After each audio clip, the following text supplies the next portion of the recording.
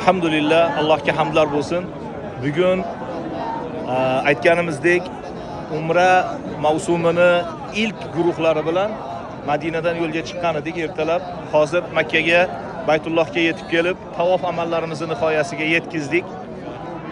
Umra mana jamoamiz bilan birgalikda Umra amallarini bajarishlikni orzusida bo'lib turgan, niyatida bo'lib turgan, harakatida bo'lib turgan birodarlarimizga ayta olamizki, eng yaxshi vaqt hozir ekan. Mana guruhimiz va mana bu Ka'bani sahni odam juda ham yengil. Ka'bani yoniga deyarli xohlagan paytda borishlik mumkin va bu hozir kechki soat 12:30.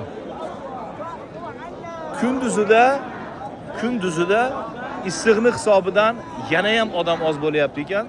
Mana yarim soatga yo yetdi yoki yetmadi, tavof amallarimizni nihoyasiga yetkizdik.